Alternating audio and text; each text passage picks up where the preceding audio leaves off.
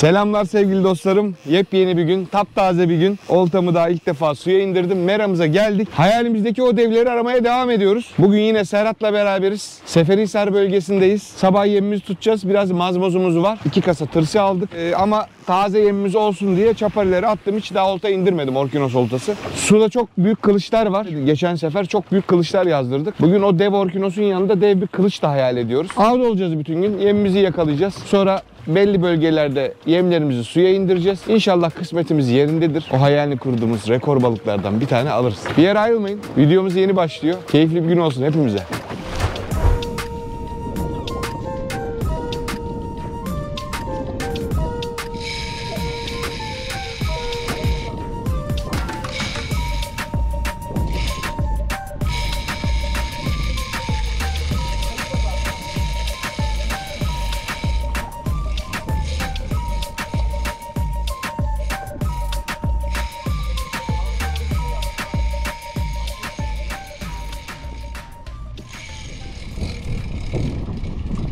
Kopayı devre dışı bakayım mı?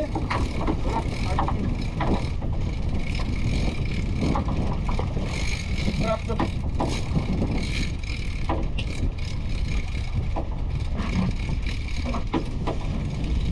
Çok büyük şey.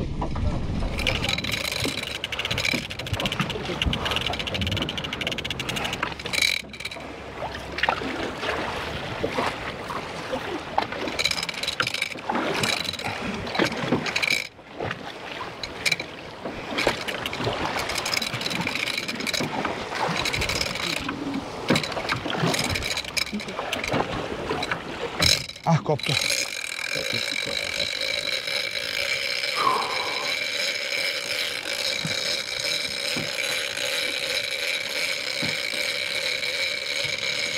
Altından geçti Pelin.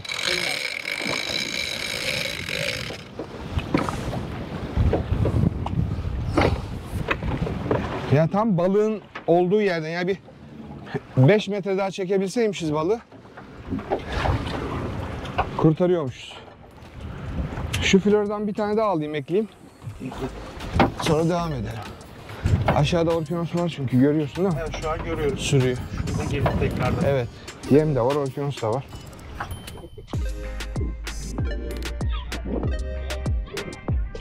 Balık geldi. Arayacağım seni. Bay bay. Bay bay.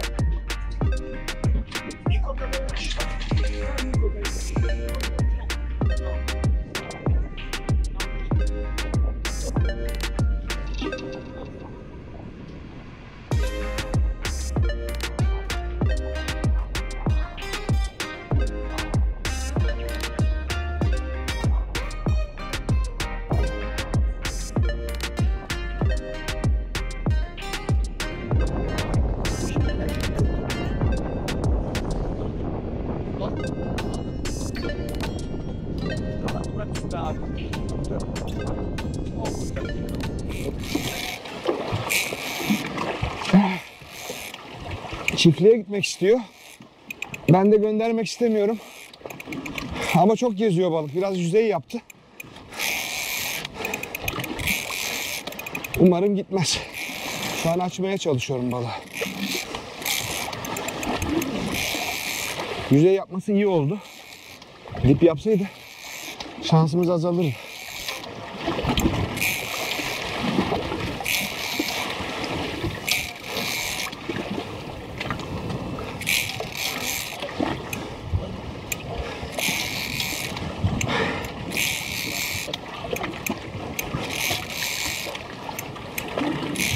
Şu an rüzgar bizi açığa atıyor zaten tekneyi. Böyle bir avantajımız var.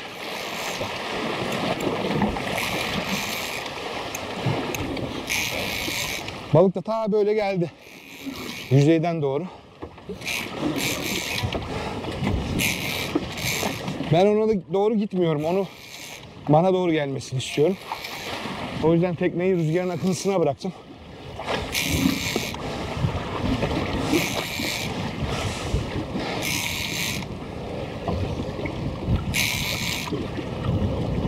Şu an aşağı tuttuk, değil mi? Evet. Dubanın hizasını geçtiği anda rahatlayacağım zaten.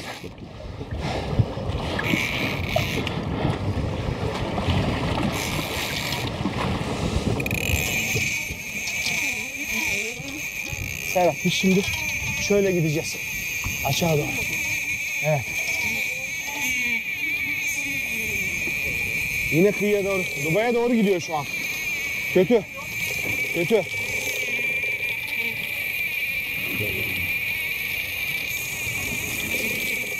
İskeleye doğru, iskeleye doğru. Çok hızlı değil, rölantide. Çok hızlı değil. Al.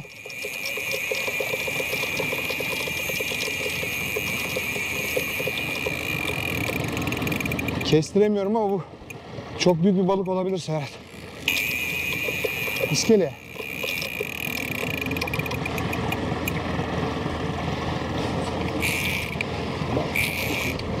Bazen aldatıyor seni, kalama alması. Sana yüzüyor.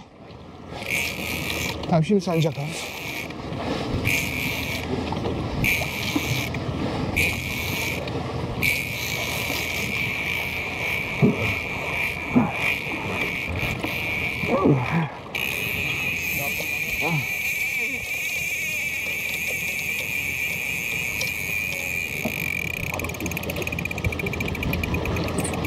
Vay vay, bu büyük balık Serhat. Ha, ufak balık değil bu.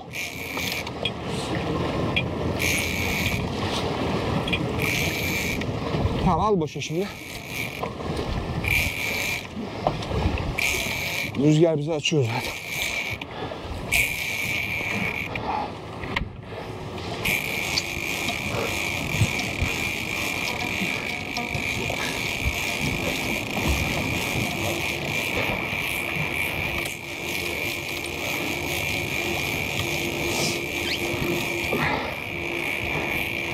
Düşük vitese aldım.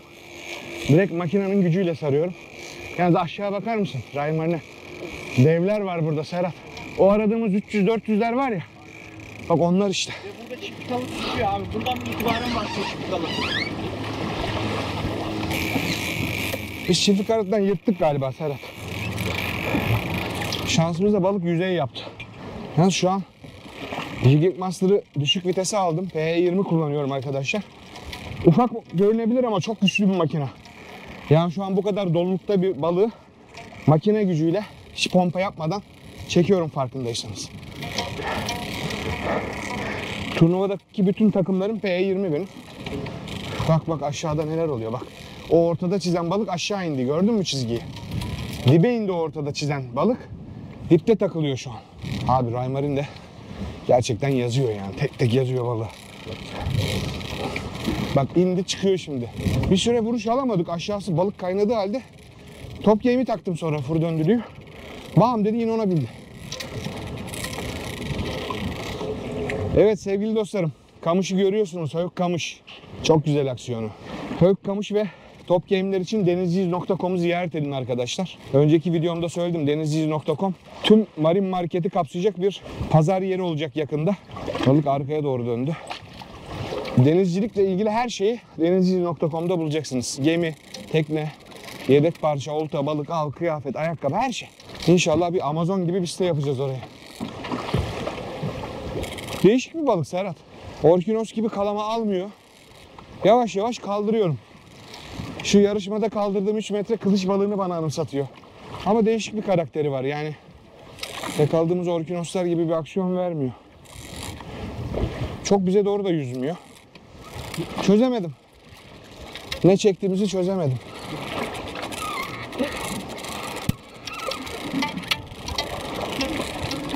Serhat, burası gitar teli gibi ötmeye başladı.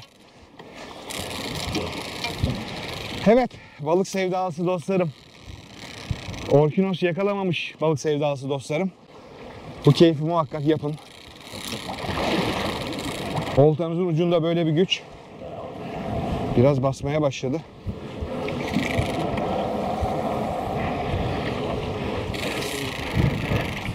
Strike da bayağı sıkılı bu arada. 170 libre ve Queen Star var misina olarak. Ucunda da 125 libre Siguar florokarbon var. Bak balığı yazıyor Serhat. Balık şu an 30 metrelere geldi. Bayağı da kalın ve kırmızı yazıyor, gördüysen. İyi bir balık bu.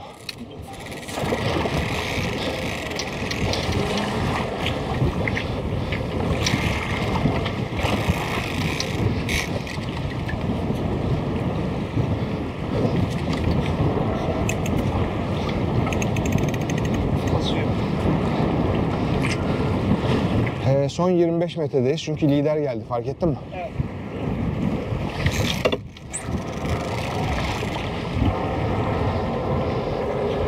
Balığın aynısını gördüm abi.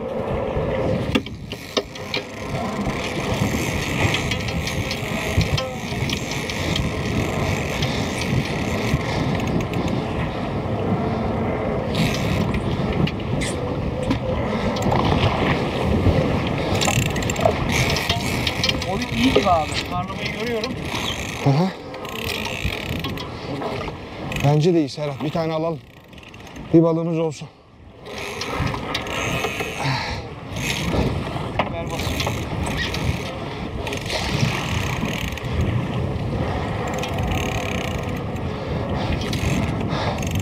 Senin hızlı olman lazım. Dönüş yapıp tekneye sürtüp koparmadan kakıcı vurman lazım. Varım abi. Hızlıca.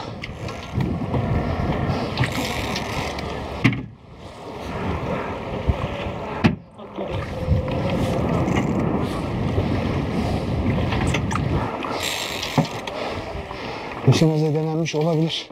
Hemen almamız lazım bunu. Bir daha dönüyor. Motoru kaldır istersen.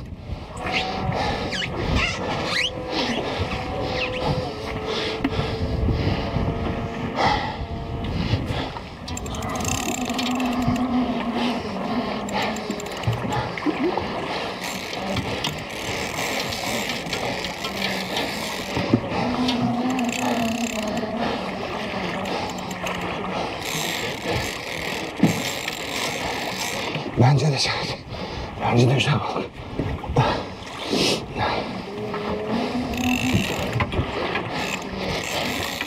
İşte buralar çok tehlikeli. Burada. Hazırlıyorsan çakıyorum kapıyı. Çak. Çak çak çak. Tamam. Evet, hayalimi kurduğumuz balık değil ama bayram. Bayağı da misafirimiz geliyor yarın. Şunu da atlatayım. Nasıl balık? Ha, Bence çok güzel abi. şişko mu balık?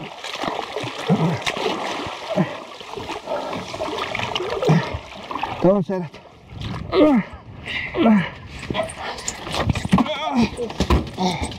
Serhat bu bayağı büyük ya. Tekne boyunda abi. Gömüş Ha? diyor sana. Tam tekne boyu. Boyut ölçebiliriz de.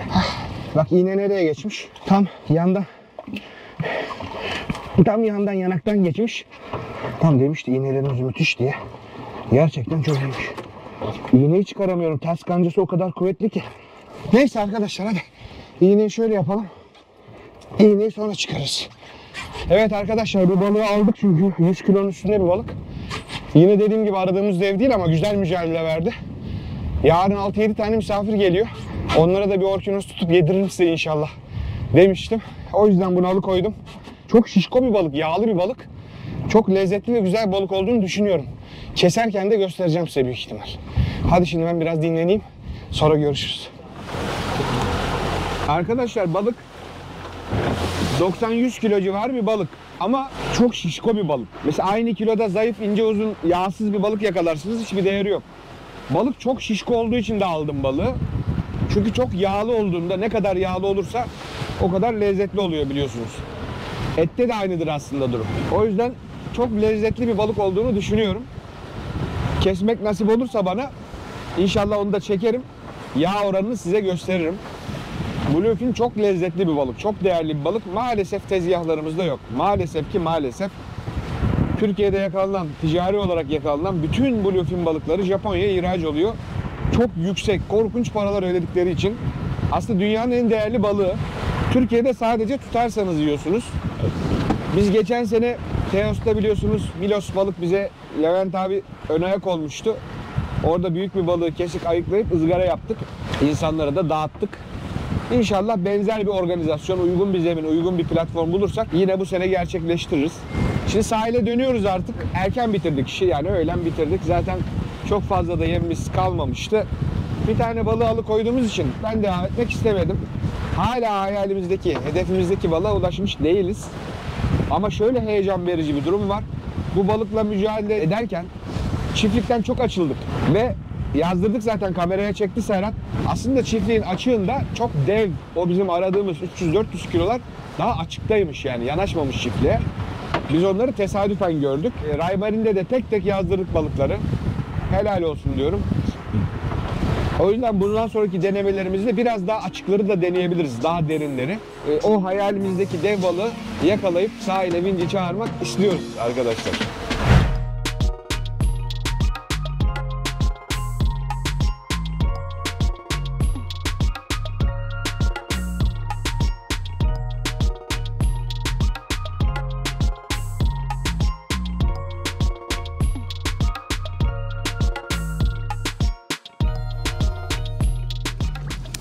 Bak şu yağ katmanları çok yağlı, çok lezzetli bir balık.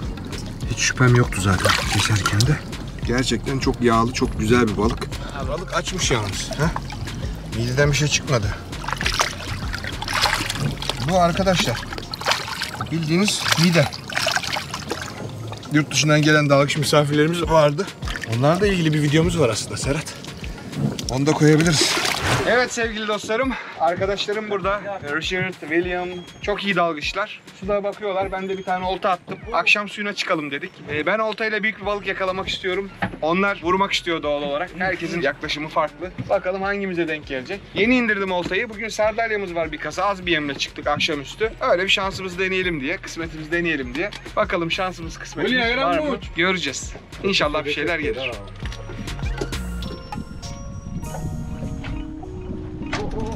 Aldı. Aldı.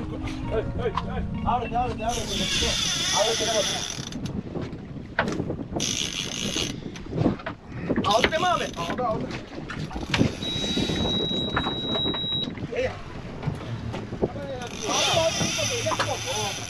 Büyük balık. Büyük balık. Büyük balık bu. Yes.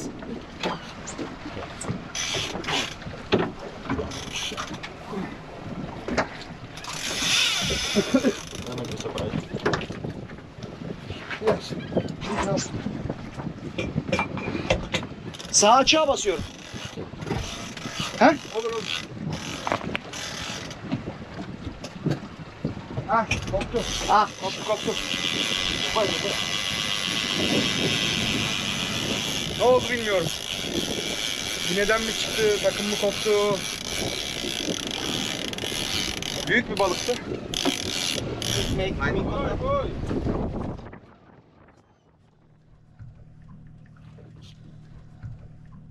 Fish on! Fish on! Okay. Fish on!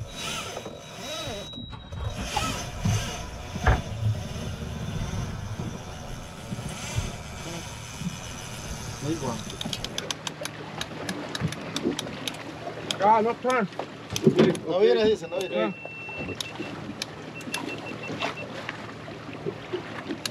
Oo, bu bayağı büyük.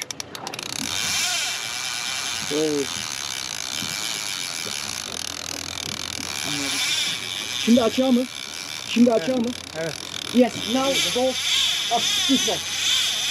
Yeah, turn. Ah. Kork, koptu. Çok büyüktü. Büyük ekranda da gösterir misin sana? Evet. It's okay, it's okay. Neyse. One chance more. Serhat inanılmaz büyüktü, öyle söyleyeyim. Çok dev bir şeydi. Durmadı zaten. Kamışı kaldıramadım 10 santim bile. Şimdi kötü yanı biz kemer almadık yanımıza. Yani olta atmam diye düşünüyordum ama dayanamadım tabii, indirdim. Yalnız bakar mısın yeme aşağıda? Yem var, yeme dalan orkinosları görüyor musun? Bak şunlar. Yeme dalıyorlar, iniyorlar, çıkıyorlar. Arada çok büyükler var. Şurası sardalya sürüsü veya kolyoz tırsı, ne olduğunu tam bilmiyorum. Ama şu an yem altımızda, orkinos onun peşinde ve çok fazla var şu an. Evet, balığı çıkarmalarını bekliyoruz. Ben olta atmıyorum artık. Bir balık hakkımız var. Zaten vurdukları balığı alacağız. Yani ben oltayla yakalayıp mücadele edip biraz beklerken geri salmaktı niyetim zaten. Ama alamadık, koptu ikisi de. Daha da fazla uğraşmayayım, hava sıcak. Yorgunum zaten. Onlarda da kamera var. Şu an su altında mücadeleyi çekiyorlar. Vurma da çektiler büyük ihtimal. Yani bu mücadele dışında su altındaki mücadelenin de nasıl olduğunu, vurulma hepsini göstereceğiz.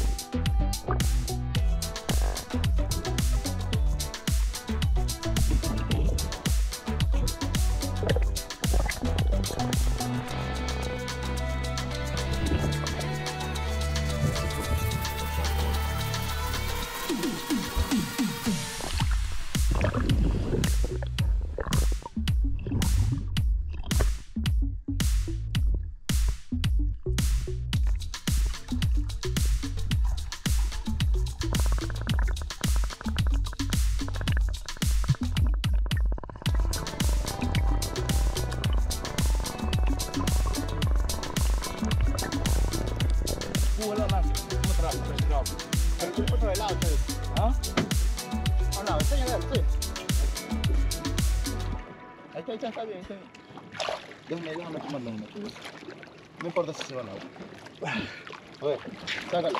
Oh, come on, don't lost. Please don't lost. Köpürüyor. Evet abi yaptılar kuyu. Okay? Yaptılar. Evet. Cut. Yes please. Şimdi bu bulutum balığının lezzetli olması için kanının akıtılması gerekiyor. Gerçi bütün hayvanlarda öyle biliyorsunuz. Bizim İslam kurallarında da öyle. Hayvanın kanı akıtılır. Çünkü kan etin içinde kalınca eti bozuyor. Orkinos'ta da çöp olur et, öyle söyleyeyim. O yüzden daha ölür ölmez hemen kanı akıtılır. Ondan sonra bembeyaz tertemiz çok güzel bir et olur. Suat Jigit, best fisherman in Turkish. Suat Jigit, best, number one. Evet sevgili dostlarım, yine müthiş bir balık. Dostlarımızla çok iyi vakit geçirdik ve çok da keyifli oldu bizim için. Bir bilgi var paylaşayım. Bu yakaladığımız orkinosları biliyorsunuz günde bir tane orkinos hakkınız var. Teknede, özel teknelerde. Tarım İl Müdürlüğü'ne bildirmeniz ve ücretini ödemeniz gerekiyor. Biz bu hafta tuttuğumuz diğer balığı bildirdik, ödemesini yaptık. Bu balığı da yarın gidip Tarım İl Müdürlüğü'ne bildirip bedelini ödeyip makbuzunu alacağız. Bunu bilgi olarak söyleyeyim. Bir hakkınız var. Zaman zaman görüyoruz burada birden fazla alındığını, belki bildirilmediğini. Bu konuya hassasiyet gösterelim çünkü dünyada kotası olan bir balık. Bu sebeple bu önemli bir bilgi. Evet, Richard, how is the turkey? Amazing, Yeah. incredible. You like? This place, we travel all over the world, but there's no place like this. Yeah. It's Really? fantastic. Very nice. Onlar şokta, çok beğendiler burayı. Tabii It's amazing. birçoğu hayatında hiç tuna vurmamıştı. O yüzden çok mutlular. Biz de mutluyuz. Biz onlara gittiğimizde yurt dışına, Laurun'dan, Jose'den biliyorsunuz. Bahama videolarımızdan çok güzel ağırlıyorlar bizi. William da Jose'nin arkadaşı zaten. Biz de onların ülkelerine gideceğiz. Where is your country? Very good fishing. Yes. Where is your Ecuador. country? Ekvator. Very Ekvatorlu. nice for wahoo. Yeah, I love wahoo. Ya tuttukları balıkları gösterdiler. Aklımız gitti bizim. İnanılmaz güzel balıklar tutmuşlar Ekvator. Belki hemen söyledim, Ekvator'a bir program yap. Biz de Ekvator'a gidip onlara misafir olacağız. Onların orada da balık vuracağız. Burada videoyu kapatıyoruz. Ben bugün çok line kopardım. Çok büyük balıklar. Ufaklar üste geliyor, bunları vurdu ama aşağıda devler var. İnşallah önümüzdeki dönemde o devlerden de birini oltayla yakalayıp keçenliz yapma fırsatımız olur. Hep beraber mücadeleyi izleriz. Burada kapatıyoruz. Kendinize çok iyi bakın. Allah'a emanet olun. Suat Jigit, number one. Yes, the best in the world. Huh? Thank you. Thank you. If you want catch big tuna, he's the man.